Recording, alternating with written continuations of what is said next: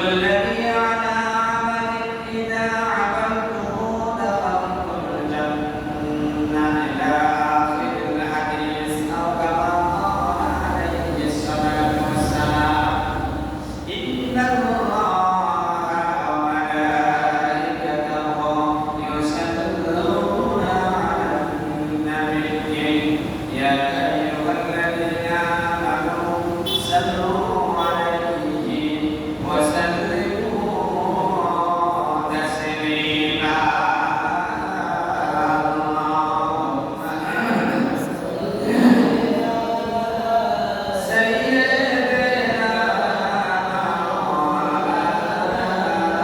محمد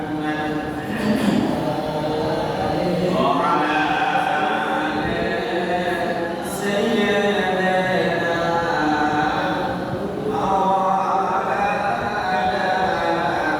محمد بلغ العلا بكماله أشرف الدجى بجماله أسد جميع خصاله صلوا عليه وآله সম্মানিত তৌহিদি জনতা আসসালামু আলাইকুম ওয়া রাহমাতুল্লাহ আলহামদুলিল্লাহ আল্লাহ রাব্বুল ইজ্জাত ওয়াল জালালের দরবারে লাখ কোটি শুকরিয়া আদায় করছি যে রব্বুল আলামিন তার গোলামদেরকে নির্বাচিত করে বাছাই করে জুমার দিনে মসজিদে এসে বসার তৌফিক দিয়েছেন, কথা বলার সুযোগ করে দিয়েছেন, কথা শোনার সুযোগ করে দিয়েছেন। সেই মনিবের দ্বারা জবান দিয়ে তার শেখানো ভাষা দিয়ে আমরা কালিমাতুশ শুকর শুকরিয়া আদায় করে শুকর করছি আলহামদুলিল্লাহ। ربنا لك الحمد حمدا كثيرا طيبا مباركا فيه يا رب لك الحمد كما ينبغي لجلال وجهك وعظيم سلطانك আমাদের এই প্রশংসার সওয়াব দুরূদ শরীফের সওয়াব আল্লাহ পাক বিশ্বনবীর পবিত্র রওজা মোবারকে পৌঁছায় দাও সবাই বলে আমিন। আমাদের আদি পিতা বাবা আদম সফিউল্লাহ আদি মাতা আম্মা হাওয়া আলাইহিস সালাতু ওয়াস সালাম থেকে শুরু করে আজকের এই মুহূর্ত পর্যন্ত তামাম বিশ্বের মাটির নিচে যত মুমিন মুমিনাত মুসলিমিন মুসলিমাত কবর বসে আছে আমরা সকলের জন্য দোয়া করি আল্লাহুম্মা নাফির মারকাদাহু ওয়া জাআল আল-জান্নাতা মাসওয়াহুম সবাই বলে আমিন। এর অর্থ হলো হে আল্লাহ আমাদের আত্মীয় স্বজন আমাদের পূর্বপুরুষ যারা কবর বসে আছেন আল্লাহ তাদের কবরটাকে নূর দিয়ে মুনাফার করে দাও। হে আল্লাহ তাআলা তাদের কবরের সাথে জান্নাতের কানেকশন লাগায় দাও বলে আমিন। আরো জোরে বলে আমিন। সম্মানিত হাজিরিন আজকে আমরা আলোচনা শুরু ইনশাআল্লাহ সূরাতুন নিসার 59 নম্বর আয়াত। তো কোন সূরা? সূরাতুন নিসার 59 নম্বর আয়াত থেকে আমরা আলোচনা শুরু করব ইনশাআল্লাহ। কোরআন কারীম এমন এক কিতাব, এমন এক ঐশী গ্রন্থ যে কিতাবের ভিতরে মানব জাতির সূচনা লগ্ন থেকে শুরু করে পরকালীন জীবন পর্যন্ত সবকিছু সুস্পষ্টভাবে বর্ণিত রয়েছে। সেই কিতাবের নাম হচ্ছে কোরআনুল কারীম। এই কিতাবের এই মহিমান্বিত কিতাবের সূরাতুন নিসা 59 নম্বর আয়াতের আলোচনা আমরা আজকে শুরু করি ইনশাআল্লাহ। আল্লাহ বলেন ইয়া আইয়ুহাল্লাযীনা আমানু আতিউল্লাহ ওয়া আতিউর রাসূলা ওয়া উলিল আমরি মিনকুম ফাইন তানাযা'তুম ফি শাইইন ফারুদ্দুহু ইলাল্লাহি ওয়ার রাসূল যালিকুম খায়রুন লাকুম ইন কুনতুম তু'মিনুনা বিল্লাহি ওয়াল ইয়াউমিল আখির যালিকা খায়রুন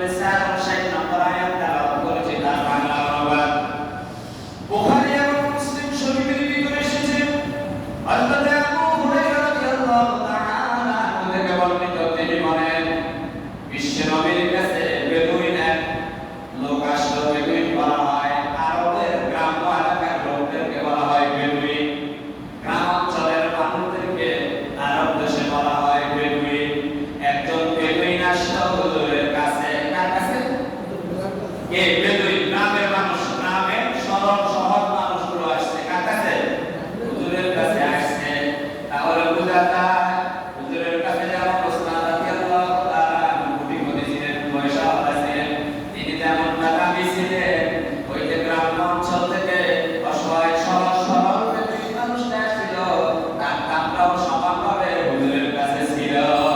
সুবহানাল্লাহ। ইসলামের বিজয় তখনই আসবে যখন পয়সা আর গরিব মধ্যবিত্ত সবাইকে যখন সমানভাবে প্রদান করবে, তখনই ইসলামের বিজয়টা আসবে। হযরত আবু হুরায়রা বর্ণনা করেন, আমরা বিশ্ব নবীর কাছে বসা ছিলাম, একজন গ্রাম্য মানুষ, বেদুইন মানুষ, একজন গ্রামের সহজ সরল মানুষ হুজুরের কাছে আসলেন।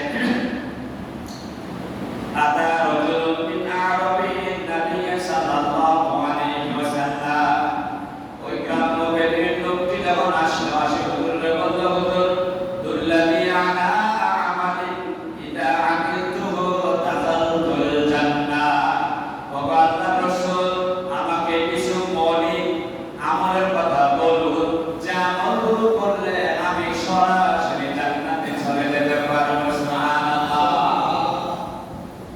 হুজুর বললেন, ক্বালা তা'বুদাল্লাহ। বিশ্বনবী ওই গ্রামের ওই সহজ সরল মানুষটাকে বলতেন, এক নম্বরে আল্লাহর ইবাদত করবে, আল্লাহ ছাড়া দুনিয়ার আর কারো ইবাদত কারো গোলামি করা যাবে না। ওয়ালা তুশরিক বিহি শাইআ। আল্লাহর সাথে পৃথিবীর কোনো মাখলুককে শরীক স্থাপন করা যাবে না। ওয়া তুকিমাস সালাতাল মাকতুবাতা। ফরজ নামাজ আদায় করবে। ওয়া তুআদ্দিস যাকাতাল মাফরুদা। ফরজ যাকাত আদায় করবে। ওয়া তাসুমু রমাদান। রমজান মাসের রোজা রাখবা। কয়টা কথা বলছেন? চারটা। আন তা'বুদাল্লাহ ওয়া লা তুশরিকা বিহি শাইআ। এক আল্লাহ ছাড়া আর কারো গোলামি করিও না, আল্লাহর সাথে কোনো বস্তুকে শরীক করিও না। এটা হলো একটা। দুই নাম্বার হলো তুমি ফরজ নামাজ আদায় করবা, সালাতাল মাকতুবাতা, ফরজ নামাজ আদায় করবা। ওয়া তুআদ্দিস যাকাতাল মাফরুদা। তিন নম্বরে তুমি ফরজ যাকাত আদায় করবা। চার নম্বর হলো ওয়া তাসুমু রমাদান। তুমি রমজান মাসের রোজা রাখবা।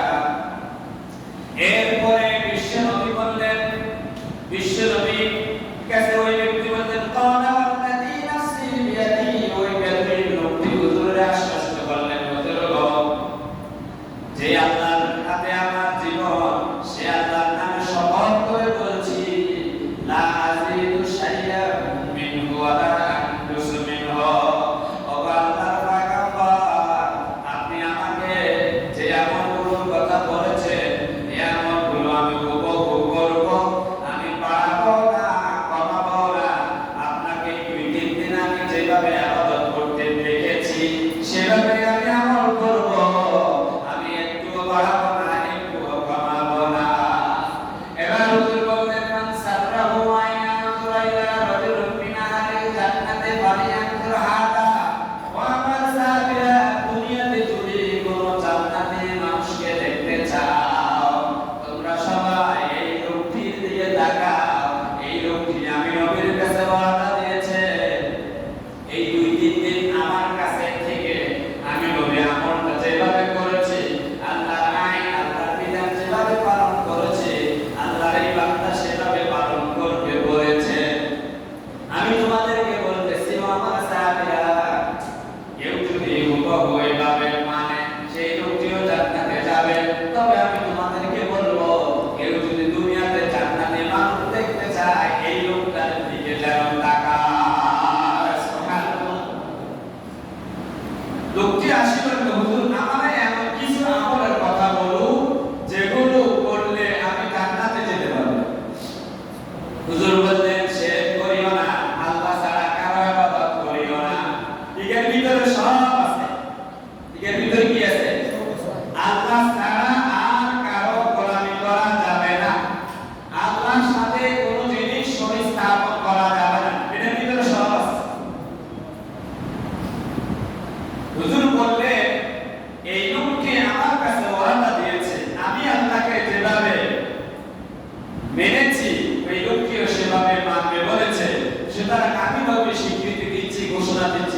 জান্নাতি মানুষ, তোমরা কেউ যদি দুনিয়াতে জান্নাতি মানুষ দেখতে চাও এই লোকটার দিকে তাকাও। কথা কি বুঝে আসছে? এই হলো আমি আপনাদের সামনে যে আয়াত এবং যে হাদিস শরীফ তেলাওয়াত করেছি তার সরল অনুবাদ। আসুন এবার আমরা বিশ্লেষণ করি। আল্লাহ রাব্বুল আলামিন সূরা মুহাম্মাদের ভিতরে বলেন ওয়া আতিউল্লাহ ওয়া আতিউর রাসূল ওয়া লা তুবতিলু আমালাকুম। জবান ছেড়ে দিয়ে পড়ে সুবহানাল্লাহ। সূরা মুহাম্মাদের 33 নম্বর আয়াত 26 নম্বর পারার 9 নম্বর পৃষ্ঠায় আল্লাহ পাক বলেন, হে ঈমানদাররা, ইয়া আইয়ুহাল্লাযীনা আমানু আতিউল্লাহ ওয়া আতিউর রাসূল। হে ঈমানদাররা, তোমরা আল্লাহর আইন মানো, বিশ্বনবী যেভাবে মেনেছে সেভাবে। ওয়া লা তুবতিলু আমালাকুম, তোমরা তোমাদের নেক কাজগুলোকে ধ্বংস করিও না। কি বুঝলেন? হে ঈমানদাররা, তোমরা আল্লাহর আইন মানো, বিশ্বনবী যেভাবে মেনেছে। আল্লাহর আনুগত্য করো, বিশ্বনবীকে অনুকরণ করো। আল্লাহর ইতাআত করো, বিশ্বনবীর ইতাআত করো। তবে ওয়ালা তুবতিলু আমালাকুম, তোমরা তোমাদের নেক কাজসমূহকে ধ্বংস করিও না। আমরা নেক কাজ করি তো? করি না? নেক কাজ করি না? নেক কাজ কি? নামাজ পড়া, রোজা রাখা, হজ করা, যাকাত দেওয়া, সঠিক পথে চলা, কোরআন শরীফ মানা, সত্য কথা বলা, এগুলোই তো নেক কাজ। আল্লাহ কয় তোমরা তোমাদের নেক কাজে শেষ করে দিও না, ধ্বংস করে দিও না। আগের অংশ বললেন তোমরা আল্লাহর আইন মানো, বিশ্বনবীকে অনুকরণ করে। পরের বললেন এবং তোমরা তোমাদের নেক কাজসমূহকে ধ্বংস করিও না। তাহলে কি বুঝাতে চেয়েছেন আল্লাহ? আল্লাহ বোঝাতে চেয়েছেন এটাই, কোন ইবাদত যদি আল্লাহর ওয়াদায় না হয়, বিশ্বনবীর তরিকায় যদি না হয়, ওটা আপনার কাছে নেক কাজ হতে পারে, কিন্তু আল্লাহ বলে ওটা নেক কাজ না, ওটা ধ্বংস হয়ে যাবে। সুবহানাল্লাহ। জুমার নামাজ আমরা কয় রাকাত পড়ি? 2 রাকাত। কয় রাকাত? কথা বলেন না। জুমার নামাজ কয় রাকাত পড়ি? 2 রাকাত। এই জুমার নামাজের ব্যাপারে আল্লাহর ওয়াদা আছে কিনা? ইয়া আইয়ুহাল্লাযীনা আমানু ইযা নুদিয়া লিস-সালাতি মিন ইয়াউমিল জুমআ। আসলে জুমার নামাজের কথা। তাহলে জুমার নামাজ এটা নেক কাজ। এই নেক কাজটা করার কথা আল্লাহ বলেছে কিনা? এখন এই জুমার নামাজটা আমরা কেমনে আদায় করব? কি রাসূলের দেখানো নির্দেশিকায়, রাসূলের দেখানো পথ অনুযায়ী আদায় করব না নিজেদের মন গড়া? কার কথা আদায় করব? রাসূল সাল্লাল্লাহু আলাইহি ওয়াসাল্লাম জুমার নামাজের আগে খুতবা দিতেন, তারপরে 2 রাকাত নামাজ আদায় করতেন। এটা কার? রাসূলের দেখানো ওয়ার্ডারটা কার? তাহলে আল্লাহ বলেছে তোমরা আল্লাহর ওয়ার্ডার মানো, বিশ্বনবীকে অনুকরণ করে। খবরদার তোমরা তোমাদের নেক কাজকে নষ্ট করে দিও না। এর মানে হলো জুমার নামাজের আগে আল্লাহ রাসূল খুতবা দিয়েছেন, এরপরে 2 রাকাত ফরজ নামাজ জামাতের সহিত কেরাত, উচ্চ স্বরে কেরাতের মাধ্যমে আদায় করেছেন। এটা হলো বিশ্বনবীর দেখানো পথ। কিন্তু আপনি যদি খুতবা না দিয়া খুতবার পরিবর্তে 4 রাকাত জুমার নামাজ পড়েন, আপনার দৃষ্টিতে হতে পারে আপনি বলবেন হুজুর কেমনে নষ্ট হইব? আল্লাহ তো বলেছেন নামাজ পড়ার জন্য, আমরা 2 রাকাতের জায়গায় 4 রাকাতে না পড়ছি, অসুবিধাটা হয়েছে কই? আপনার কাছে আপনি বলতেছেন যে 2 রাকাতের জায়গায় 4 রাকাত পড়ছি, এটা তো আমার বানানো, কিন্তু আল্লাহ বলে আমার রাসূল এইভাবে পড়ে না, এইভাবে পড়ে না। আমার রাসূল যেভাবে পড়েছে সেভাবেই পড়লে কবুল করব। আমার রাসূল যেভাবে পড়ে নাই সেভাবে পড়লে তোমার এটা নেক কাজ হতে পারে, কিন্তু আমি আল্লাহ এই নেক কাজটা ধ্বংস করে দেব। বুঝছেন না এর অর্থ? এরপর আল্লাহ রাব্বুল আলামিন আরেকটা কথা বলেন, ওয়া আতিউল্লাহ ওয়া আতিউর রাসূল ওয়া লা তানাসাউ ফাতাফশালু ওয়া তাযহাবা রিহুকুম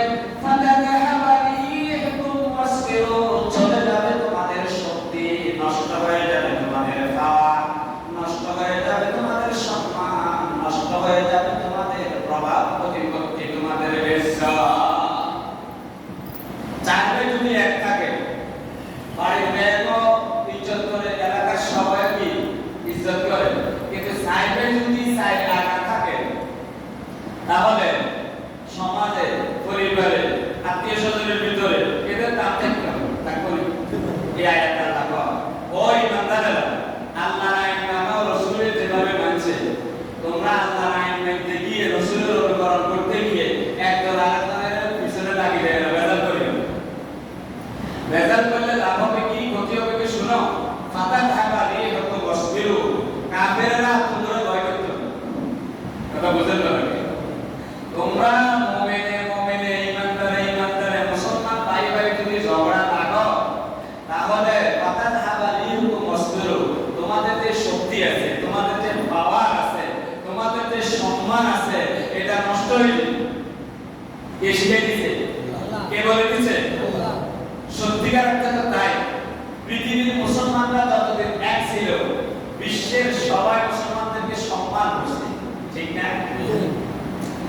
আল্লাহ পাক সেই কথাটাই তুলে ধরলেন, ফাতানা হাবানি হুকুম ওয়াসবিরু, খবরদার আল্লাহর আইন মানতে গিয়ে, বিশ্ব নবীকে অনুসরণ করতে গিয়ে তোমরা একজন আরেকজনের সাথে ঝগড়ায় লিপ্ত হও না।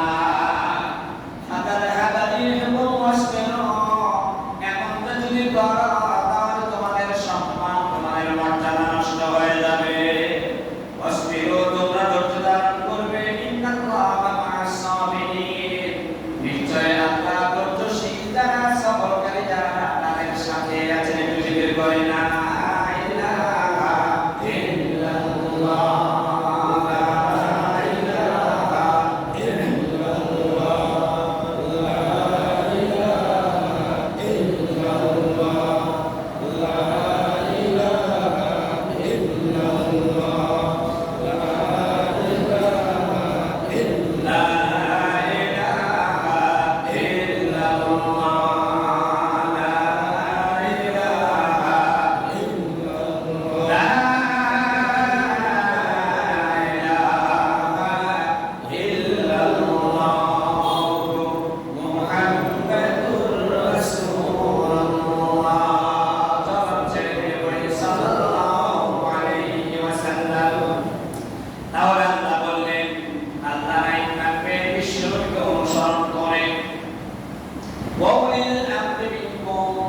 এরপরে তোমরা তোমাদের নেতার আনুগত্য করবে। কার আনুগত্য?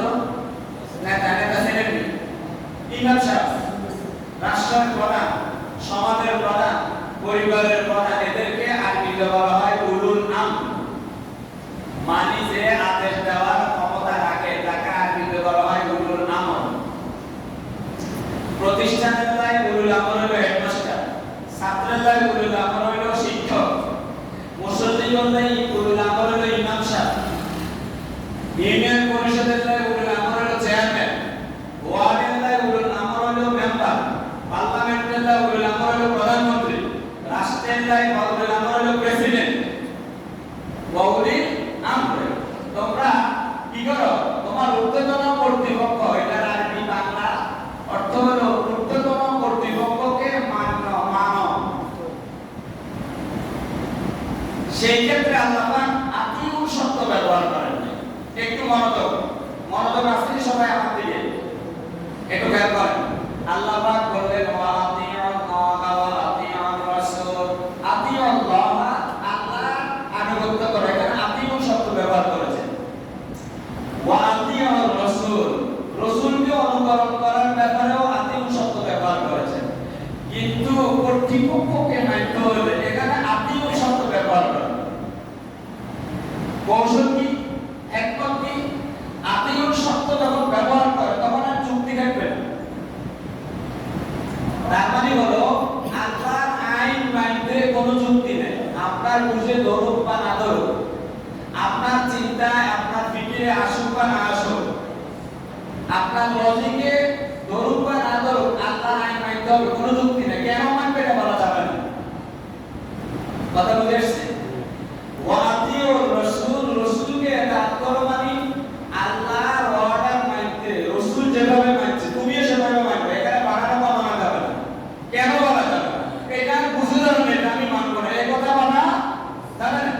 কিন্তু নেতার আনুগত্য করতে, উলুল আমর ইমাম সাহেবের আনুগত্য করতে, বসের আনুগত্য করতে, সেখানে আত্মীয় শব্দ ব্যবহার করে না, কারণ হলো নেতা যদি কোরআন এবং হাদিস অনুযায়ী আদেশ দেয় তাহলে মানবা, কোরআন এবং হাদিস অনুযায়ী যদি আদেশ না দেয় মানিও না।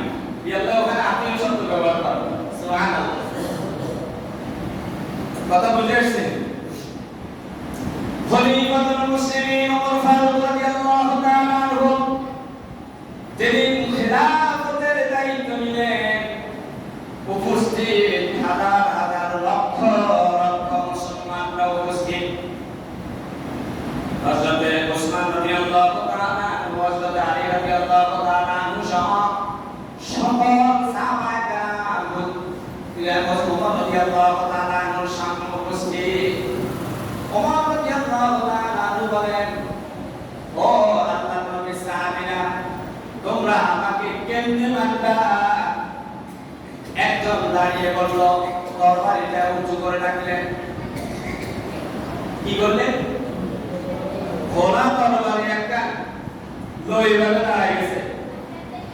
বললেন, আপনি যতদিন পর্যন্ত আল্লাহর আইন এবং রাসূলের তরিকা অনুযায়ী আমাদেরকে ওয়াদা দিবে ততদিন পর্যন্ত আপনাকে ছেড়ে উঠব। আর যখন আপনি স্বৈরাচারী আচরণ করবেন, নিজের মত মতো মুসলিম বিশ্বকে চালাইবেন, তখন আপনাকে এই তরবারি দিয়ে মোকাবেলা করা হবে। তাহলে অর্থ বুঝি ফেলছি, আল্লাহর আনুগত্য করার ব্যাপারে কোনো যুক্তি থিওরি নেই। কারণ আল্লাহ এত বড়, আল্লাহ আবার আল্লাহর মতো কিছু করে। আর আল্লাহ তার রাসূলের ব্যাপারে বলেছে, ইন্নাকা লাআলা খুলুকিন আযীম। আমার রাসূল মহান চরিত্রের অধিকারী, আমার রাসূল রাহমাতাল লিল আলামিন, মা তাকাদ্দামা মিন যামবিকা ওয়া মা তাআখার। আমার রাসূলের কোনো গুনাহ নেই। তা আল্লাহ এজন্য রাসূলের আনুগত্যের ব্যাপারে, রাসূলকে অনুকরণ করার ব্যাপারে আতিও শব্দ ব্যবহার করেছে। মানে রাসূলকে মানতে কোনো যুক্তি লাগবে না, থিওরি লাগবে না।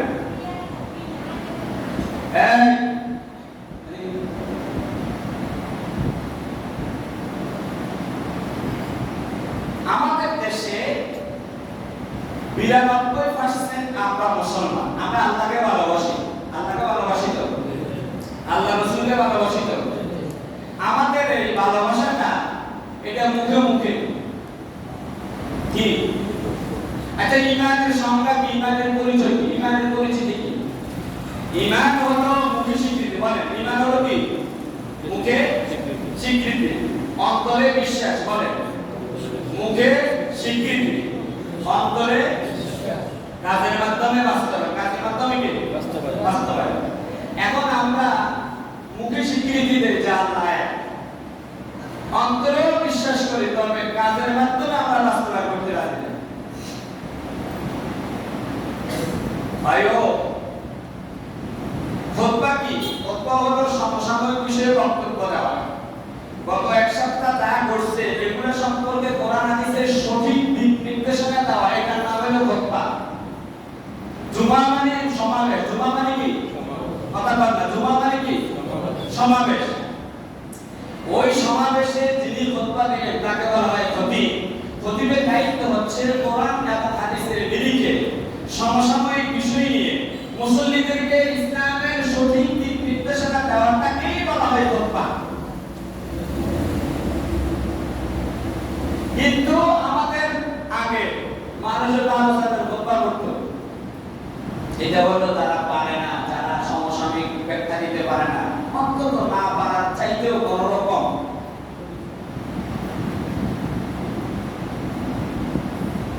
আমরা 92% এই মুসলমানের দেশে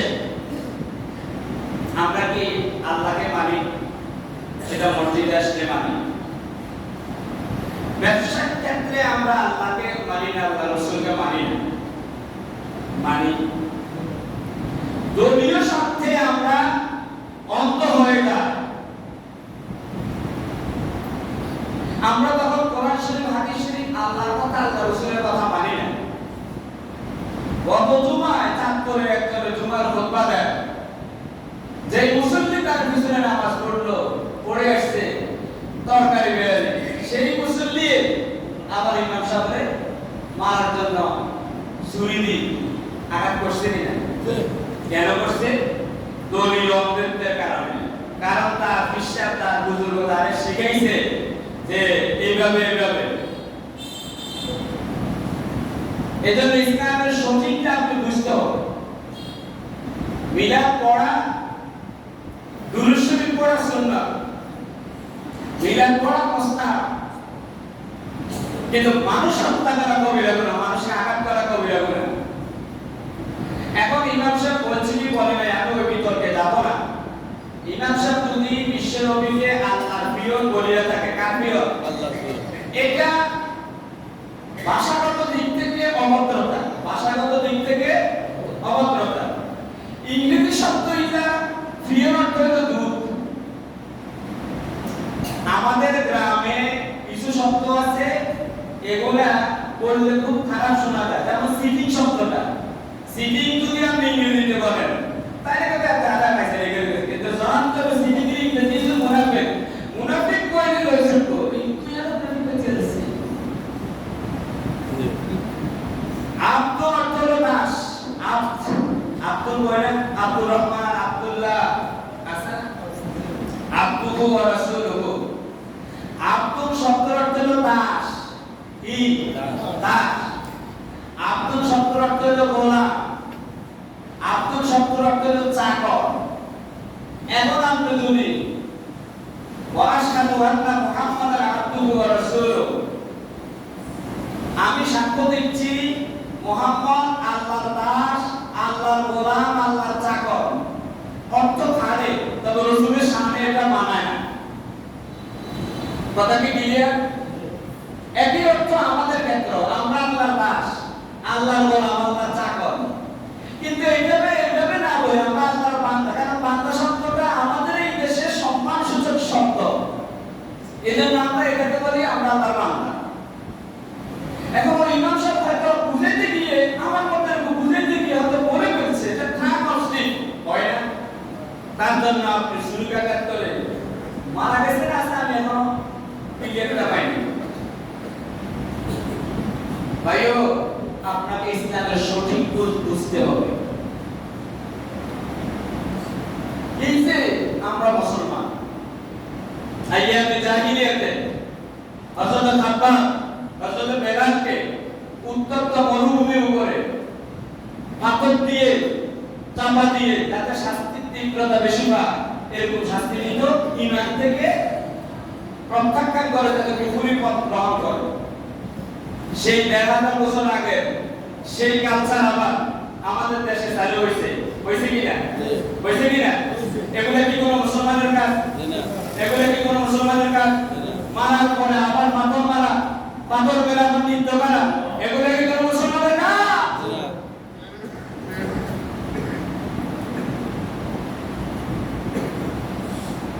এগুলো বলতে বলতে রাজনীতি করে, এগুলো টাটকা শয়তান, তারা এই সমস্ত শব্দগুলোকে রাজনীতি বলে। আপনি দল করার অসুবিধা নেই, কিন্তু আপনার দল যদি কোরআন এবং হাদিসের বাইরে কথা বলে, ওই ওমরের বলছে দরবারে নিয়ে ফায়সালা হবে, ওমর আমি তুমি ওমরকে চিনি না।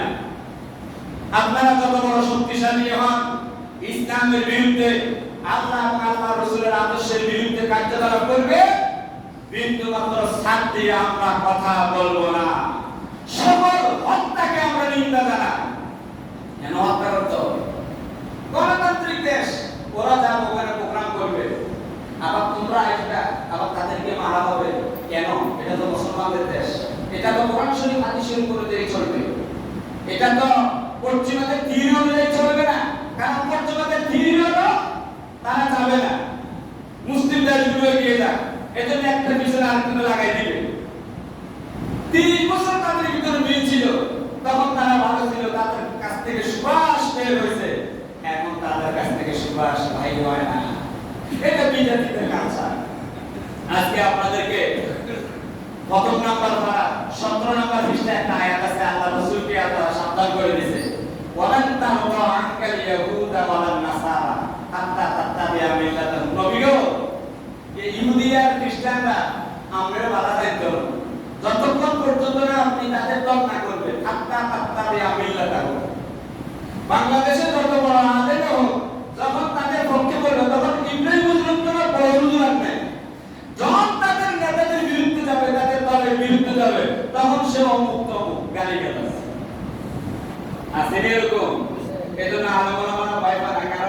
শরীফ পড়ে তো না, সব কোরআন শরীফ আল্লাহ পাক বলে দিয়েছে ওই ইমাম সাহেব ওই নবীর উম্মত বেজার হবে না, তাদেরকে মানলে তুই বড় হতো, তুই বড় হতো অনেক দরকার না, তুই আর কোরআন হও। প্রিয় ভাই সব এই যে মুসলিম দেশগুলোতে এরকম ক্ষমতার জন্য এরকম মানুষ হত্যা, সম্পদ লুণ্ঠন করা, তারপরে নারী দর্শন করা, এটা অন্য ইউরোপ আমেরিকা গুলোতে এই জাতীয় কাজটা হয় না। আমি ব্যবসা করবো, এটা আমার টাকা, তোর টাকা দরকার, তুই নিয়ে ব্যবসা করছিস। রাজনীতি মানে কি? আমি রাজনীতি করবো, ওরা যদি কোরআন শরীফের 5 আয়াত মুখস্থ করে ওদের কর্মী, আমার দলের কর্মী 10 আয়াত মুখস্থ করবে। ওদের কর্মী যদি ইউনিভার্সিটিতে 5 ক্লাস পাস করে, আমার কর্মী অক্সফোর্ড থেকে 5 ক্লাস পাস হবে। এটা হলো দলীয় প্রতিযোগিতা। হিংসা কেন? হিংসা কেন? প্রত্যেকটা কর্মী চাকরি দেখতে হবে, প্রত্যেকটা নেতার চাকরি দেখতে হবে, ব্যবসা বাণিজ্য দেখতে হবে। নেতা গরিবের পকেট থেকে চাঁদাবাজি করে বিয়েতে টাকা দিবে না, কর্মীর জানাজায় গিয়ে খাওয়া দিলে টাকা দিবে না। নেতা তার ব্যবসায়িক থেকে আল্লাহর রাস্তায় কর্মীর জন্য